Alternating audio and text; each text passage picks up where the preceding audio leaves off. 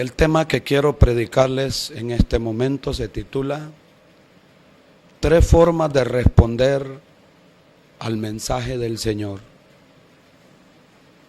Para esto quiero tomar el libro de los Hechos de los Apóstoles, capítulo 17, del verso 30 hasta el verso 34, y dice de la siguiente manera: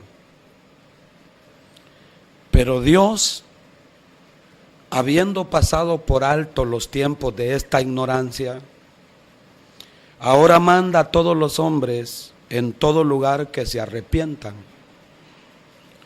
por cuanto ha establecido un día en el cual juzgará al mundo con justicia por aquel varón a quien designó, dando fe a todos con haberle levantado de los muertos. Pero cuando oyeron lo de la resurrección de los muertos, unos se burlaban y otros decían: ya te oiremos acerca de esto otra vez. Y así Pablo salió de en medio de ellos, mas algunos creyeron, juntándose con él, entre los cuales estaba Dionisio el Areopagita y una mujer llamada Dámaris, y otros con ellos.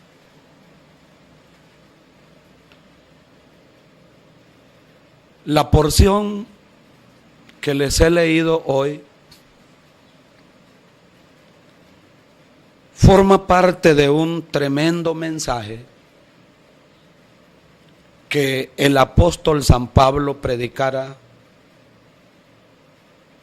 en un lugar llamado el Areópago o Colina de Marte, en la gran ciudad de Atenas.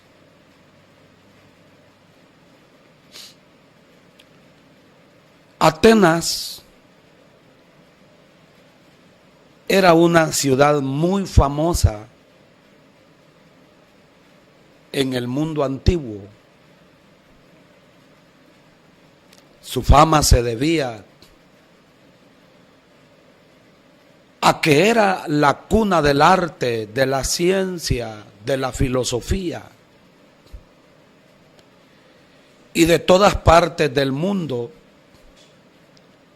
se daban cita personas importantes en la gran ciudad de Atenas, porque ahí estaban las escuelas de filosofía más grandes que existían en aquel tiempo.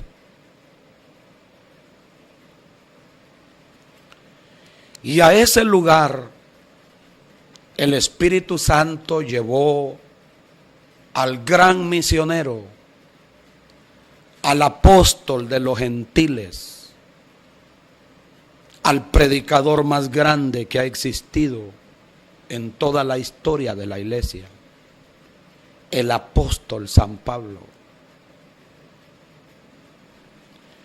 Pablo empezó a recorrer las calles de la gran ciudad de Atenas. Y mientras recorría las calles de aquella ciudad, observando el panorama espiritual que imperaba en aquella ciudad, dice que su espíritu se enardecía viendo a la ciudad entregada a la idolatría.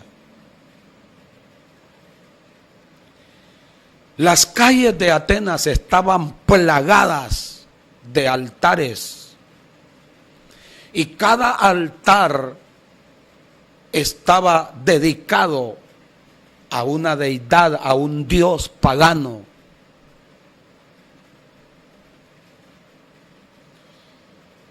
Y mientras Pablo recorría la ciudad de Atenas,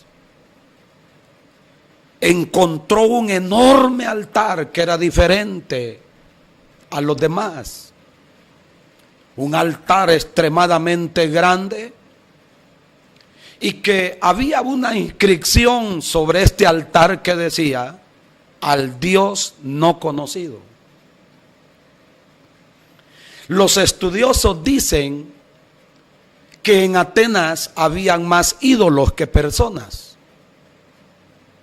Alguien dijo que no habían menos de 30,000 altares en la ciudad de Atenas y que cada uno de ellos estaba consagrado a un ídolo. Y que los atenienses, por temor de no haber levantado altar a alguno de esos ídolos o deidades, entonces levantaron ese altar grande que decía: al Dios no conocido. Pablo empezó a predicar el evangelio de Cristo en aquella gran ciudad.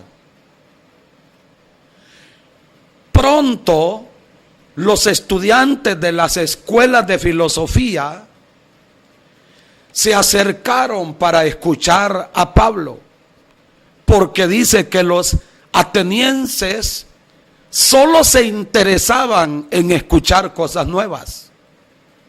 Y cuando oyeron a Pablo predicar el mensaje del evangelio, fue algo nuevo para ellos, porque anunciaba a Jesucristo, el bendito Hijo de Dios, y a este crucificado y resucitado. La noticia llegó hasta los grandes maestros de filosofía. La noticia corrió que en Atenas andaba un hombre predicando algo que ellos nunca habían oído, que hablaba sobre un tal Jesús de Nazaret, que había muerto y que había resucitado y a quien había que dar cuenta después de la muerte. Los grandes maestros de filosofía invitaron a Pablo al Areópago de Atenas, donde se reunían estos hombres de ciencia, donde se trataban los asuntos de carácter filosófico, donde habían tremendos debates. Era la cúpula de Atenas. Y a ese lugar fue invitado Pablo. Los grandes maestros sintieron la inquietud de escuchar a Pablo. Y como Pablo era un hombre preparadísimo, era el hombre que Dios había levantado para llevar su palabra ante reyes, ante los judíos, ante gentiles. Pablo era una eminencia y conocía de todo. Había sido educado a los pies del gran maestro llamado Gamaliel. Pablo era un hombre con doctorados tremendos. Y ahora el Espíritu de Dios lo lleva a predicarle a los hombres más encumbrados de aquel tiempo, en cuanto a conocimientos humanos nada más, porque desconocían lo más importante para sus vidas, la salvación de Dios. Desconocían al personaje más grande que ha caminado sobre esta tierra, Jesús, el bendito Hijo de Dios. Desconocían el mensaje divino. Pero ahora los filósofos de Atenas se van a encontrar con la sabiduría de Dios. Pablo se va a encontrar con los hombres más sabios de esta tierra, pero los filósofos se van a encontrar con el hombre que lleva el mensaje más importante, el mensaje más grande, el mensaje del Evangelio de Cristo. Pablo llega a aquel lugar y con mucha valentía empezó a disertar el mensaje de Dios. Y entre otras cosas que el apóstol San Pablo habló, están las palabras que te he leído en este momento. Pero Dios, dijo Pablo, habiendo pasado los tiempos de esta ignorancia, ahora manda a todos los hombres y en todo lugar que se arrepientan, por cuanto ha establecido un día en el cual juzgará al mundo con justicia por aquel varón a quien designó, dando fe a todos con haberle levantado de los muertos. Pablo declara en estas palabras a los grandes filósofos que Dios había pasado por alto los tiempos de la ignorancia espiritual en la vida del ser humano. Antes de que Cristo viniera a este mundo, el único pueblo que tenía revelación y conocimiento de Dios era el pueblo de Israel. El resto de la humanidad estaba sumido en las más densas tinieblas espirituales. Y Pablo dice, Dios pasó por alto ese tiempo de ignorancia espiritual. Pero luego Pablo dice, pero ahora manda a todos los hombres que se arrepientan. Desde el momento que Cristo vino a este mundo, murió en la cruz, derramó su sangre, fue sepultado y resucitó y ascendió a los cielos. A partir de ese momento, Dios no tolera la ignorancia espiritual en ningún ser humano. Todo hombre es responsable delante de Dios de responder positivamente al sacrificio de Cristo. No hay nadie que haya ignorado. Por eso la Navidad se celebra en toda la faz de la tierra, porque la gente sabe que un día Jesucristo vino a este mundo. ¿Por qué se celebra la Semana Santa? Y tristemente el mundo la celebra de una manera despreciable, podríamos decirlo, porque todo mundo sabe que un día Jesús vino a este mundo. Todo mundo sabe que Él murió en la cruz, de tal manera que no hay ignorancia en la vida del ser humano. Desde que Cristo vino, Dios no tolera más la ignorancia espiritual en nadie y ahora manda. Es una orden, no es asunto de opciones, es una orden. Pablo dijo aquí, ahora Dios manda a todo hombre, a toda mujer que se arrepienta de sus pecados, de sus maldades. ¿Y por qué? Dice, porque Dios ha establecido un día en el cual juzgará al mundo con justicia por aquel varón a quien designó, dando fe a todos con haberle levantado de los muertos. Dios ha establecido un día y se llama el día del juicio final. Todo mundo tendrá que comparecer delante de Él. Jesucristo será el juez que se sentará en ese trono para juzgar a vivos y a muertos.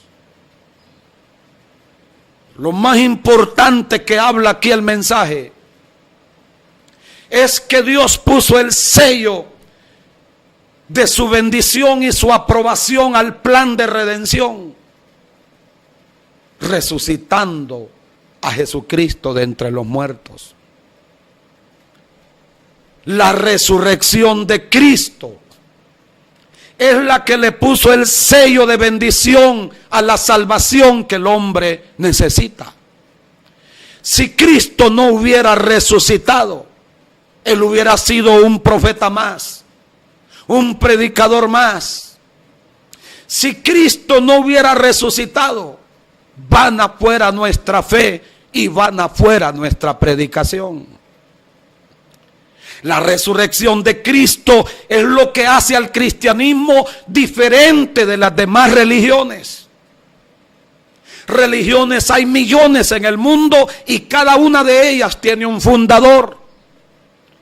Esos fundadores murieron y sus restos están todavía en la tumba. El único que resucitó de entre los muertos se llama Cristo Jesús el Señor. Y por esa razón el cristianismo es diferente al resto de las religiones del mundo. Vale la pena creer en Cristo. Pablo predicó esto, que Dios pasó por alto los tiempos de la ignorancia y que ahora Dios manda a todo hombre y a toda mujer que se arrepienta. El arrepentimiento es lo único que puede hacernos escapar del juicio venidero. Dios ha establecido un día en el cual va a juzgar al mundo con justicia por aquel varón llamado Jesucristo, a quien designó dando fe a todos con haberle levantado de los muertos. La resurrección de Cristo es el sello de garantía.